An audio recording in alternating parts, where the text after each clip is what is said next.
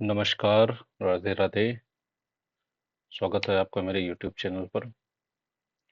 जैसा कि कई एस्पिरेंट्स के क्वेरीज आ रही थी टेलीग्राम पर, डायरेक्ट मैसेजेस आ रहे थे कि इम्पोर्टेंट टॉपिक्स बताए जाएं उन्हें। सो ये वीडियो इम्पोर्टेंट टॉपिक्स के ऊपर है, जो कि एक्सपेक्टेड टॉपिक्स हैं। बाकी तो आप जितना ज़्यादा से ज़्यादा कवर कर पाएँ उतना बढ़िया है, बट मैंने देखा कि काफ़ी ज़्यादा मिस इन्फॉर्मेशन है रिगार्डिंग इम्पोर्टेंट टॉपिक्स, है ना। और लोगों को क्लैरिटी नहीं है कि किस पे ज़्यादा कंसंट्रेट किया जाए, किस पे ज़्यादा फोकस करें, किस पे कम फोकस करें, किससे कितने क्वेश्चंस एक्सपेक्टेड हैं या कितने क्वेश्चन आ सकते हैं, है। सो ये मैं अपने एक्सपीरियंस के बेसिस पर बताता हूँ आपको, क्योंकि मैंने अभी तक के जितने सीआर एग्जाम्स हुए हैं वो मैंने सब दिए हैं और सब के सब क्लियर किए हैं, तो ऑफकोर्स ये एक्सपीरियंस आपको डेफिनेटली काम आएगा।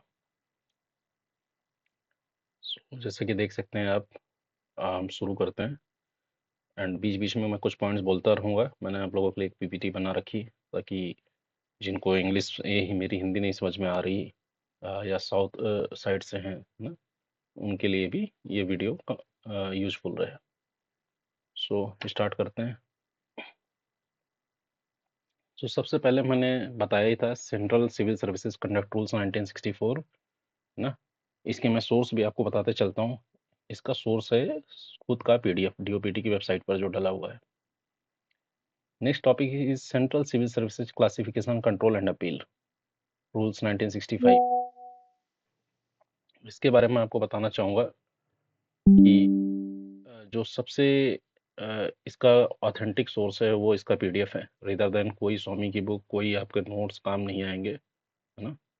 तो that will be much better अगर आप ऑफिशियल सोर्स फॉलो कर पाएँ तो। Central civil services leave rules 1972, ये आप स्वामी की बुक से कर सकते हैं, that will be enough for you.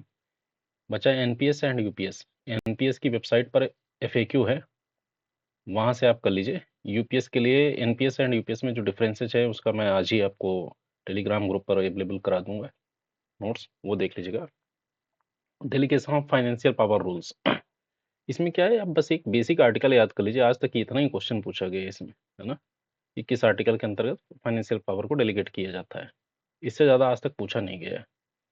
और आपको जानकर सरप्राइज होगा कि सीसीएस के आगे वो जो क्लासिफिकेशन कंट्रोल एंड अपील लिखा है ना, उस पे भी क्वेश्चन आया हुआ है कि कंट्रोल पहले है क्लासिफिकेशन पहले है, एंड लोगों के क्वेश्चंस गलत हुए हैं। These are very basic things.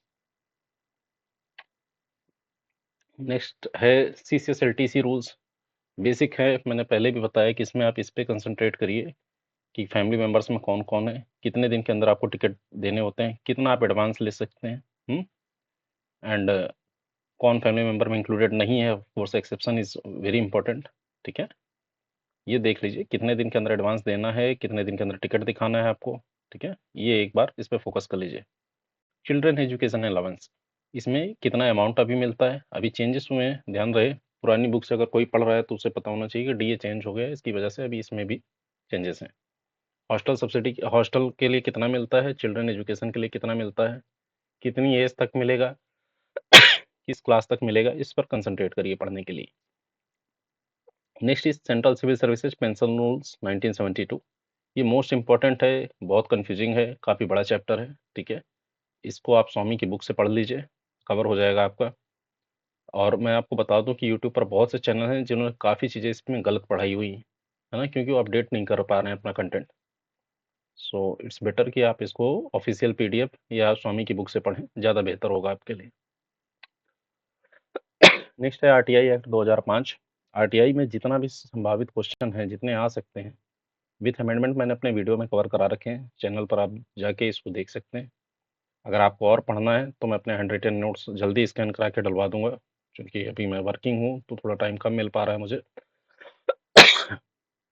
Next is general financial rules GFR 2017। Actually ये जो लोग एएसओ की तैयारी कर रहे हैं, असिस्टेंट स्टोर ऑफिसर के लिए, उनके लिए ये इंपॉर्टेंट है। आपके लिए इतना इंपॉर्टेंट नहीं है। For GO double AO, for GO double AO आप मुश्किल से 3 चैप्टर पढ़ सकते हैं, दैट विल सफाइस। मैं वो तीनों चैप्टर का नाम और वो उसकी पीडीएफ ग्रुप में, टेलीग्राम ग्रुप पर शेयर कर दूंगा। ऑफिस प्रोसीजर, ऑफिस प्रोसीजर में जितने भी क्वेश्चंस आ सकते हैं मोस्टली वो आपके वीडियो में कवर्ड है, जो कि मैंने यूट्यूब पर अपलोड कर रखा है।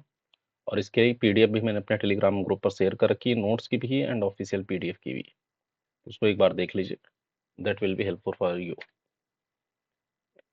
फंडामेंटल रूल्स, इसमें क्या है कि पूरे रूल्स नहीं रटने, पूरे में क्या है बेवकूफ़ी होगी कि आप एक से लेके पूरा रटो बैठ के एंड बाद में भूल जाओ, कंफ्यूज हो जाओ, है ना।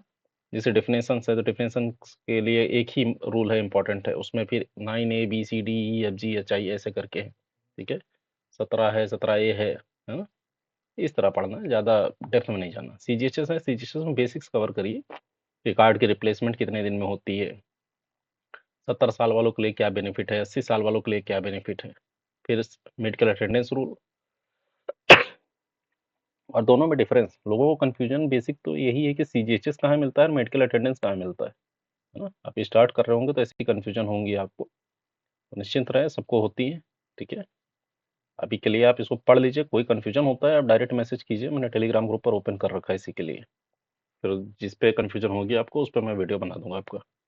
एक्चुअली मेरे मेडिकल अटेंडेंस रूल बहुत अच्छे हैं और वो हैंड रिटन है, बट मुझे मिल नहीं रहे हैं वो कहाँ पे मैंने रखे हुए हैं। Will find it and will try to upload it on Telegram. दूसरा है जीपीएफ रूल्स। जीपीएफ और सीपीएफ में बेसिक कुछ डिफरेंसेज हैं, इनको देख लीजिएगा। इनके तो मैं नोट्स आज के आज ही आपको टेलीग्राम पर प्रोवाइड कर दूंगा, हैंड रिटन है, राइटिंग नहीं समझ में आए तो डायरेक्ट मैसेज करके पूछ लीजिएगा कि क्या लिखा हुआ है, ठीक है। राइटिंग के लिए मैं ऑलरेडी सॉरी बोल चुका हूँ। ज्वाइनिंग टाइम रूल्स, ये इसके भी नोट्स मैं आज के आज टेलीग्राम ग्रुप पर अपलोड कर दे रहा हूँ, ठीक है। और जल्द ही इस पे ज्वाइनिंग टाइम पे मैं वीडियो भी बना दूंगा। इसमें आपको ये देखना है कितने किलोमीटर पे कितना ज्वाइनिंग टाइम मिलता है और क्या उसका कोई एक्सेप्शन है, दैट्स इट। पूरा बैठ के पढ़ना वो बेवकूफ़ी होगी। टीए रूल्स बहुत इंपॉर्टेंट है, मेरे लिए बहुत कंफ्यूजिंग रहा है, इसको एक बार देख लीजिएगा।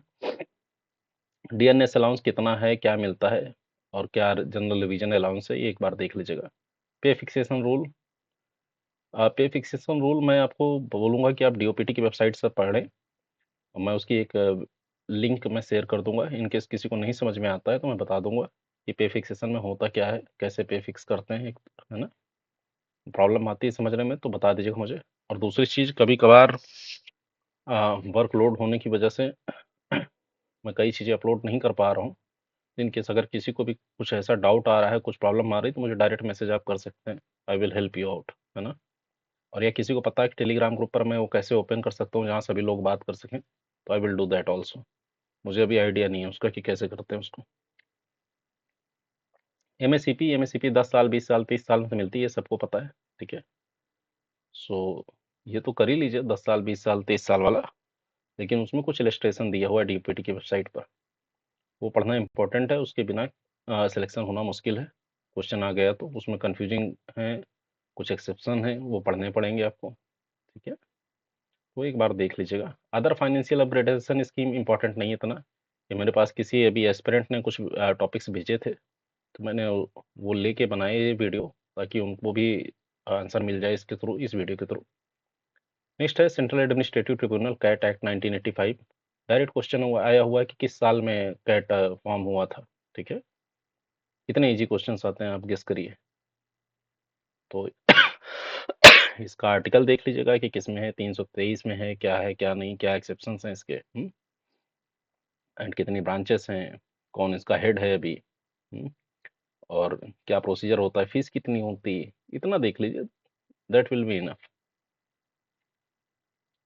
ये मेरे टेलीग्राम ग्रुप की लिंक है, क्योंकि मैं बार बार वीडियो में नहीं पुट कर पा रहा हूँ या उतने लोगों तक रीच नहीं हो पा रही और लोग मिसगाइड हो रहे हैं, इसके लिए मैंने ये टेलीग्राम ग्रुप बना रखा है। सभी कंटेंट फ्री ऑफ कॉस्ट है, हमेशा फ्री ऑफ कॉस्ट रहेगा, ठीक है। अभी मैं टेस्ट सीरीज अभी आपको सैटरडे संडे तक अवेलेबल करा दूंगा। और जो भी आपकी रिक्वायरमेंट है आप निश्चिंत होकर लिखिए, मैं वो बना दूंगा। अब कुछ रिक्वेस्ट मेरे पास आ रही एएसओ के लिए, एएसओ पे वीडियो बना दीजिए। देखिए क्या है कि टाइम बहुत कम है, पेपर आ गया नज़दीक, तो मैं कोशिश करूंगा स्ट्रेटजी का वीडियो मैं आपको दे दूं। कंटेंट इस बार एएसओ का बना पाना थोड़ा मेरे लिए मुश्किल है ना। बट नेक्स्ट टाइम अभी या तो मैं कोशिश करूंगा एक दो वीडियो जो इंपॉर्टेंट है वो मैं अपलोड कर देता हूँ बना के। बट नेक्स्ट टाइम से आप एश्योर्ड रहिए, मैं प्रॉपर इसकी क्लास फ्री ऑफ कॉस्ट आपको प्रोवाइड कर दूंगा एएसओ के लिए। और जियो डबल यू के लिए मैंने प्लान किया है सैटरडे या संडे को एक पूरी मैराथन क्लास चला दूंगा, है ना, आध घंटे 6 घंटे 8 घंटे की, ताकि एक ही वीडियो में आपके सब कुछ मेन इंपॉर्टेंट टॉपिक्स खत्म रहे। ओके, ये यूट्यूब चैनल है, इस पे मैं वीडियोस अपलोड कर रहा हूँ। आप चाहें, अगर आपको लगता है कि रिक्वायरमेंट है तो आप ज्वाइन कर सकते हैं, सब्सक्राइब कर सकते हैं, है ना। बट सब्सक्राइब करने के बाद भी मैं आपको यही सजेस्ट करूंगा कि मोबाइल से दूर बैठ के अपनी किताब पर पढ़िए, है ना। जब आप थक जाएं तो आप आके वीडियो देख लीजिए। वीडियो को जब आपको लगे कि भाई लेट रहे हैं हम, अब इंस्टाग्राम रील्स चलानी है, मुझे यूट्यूब में शॉर्ट्स देखने हैं, तो आप ये देख लीजिए, आपका कुछ हद तक कवर हो जाएगा, रिवीजन हो जाएगा। या तो अगर इससे पूरा तरह से डिपेंडेंट हैं तो फिर ये और जो नोट्स मैं टेलीग्राम ग्रुप पे दे रहा हूँ वो दोनों आपको देखने होंगे। ठीक है, थैंक यू वेरी मच, बहुत बहुत धन्यवाद आपका, शुक्रिया। जय हिंद, जय भारत। इस वीडियो को यहीं समाप्त करते हैं।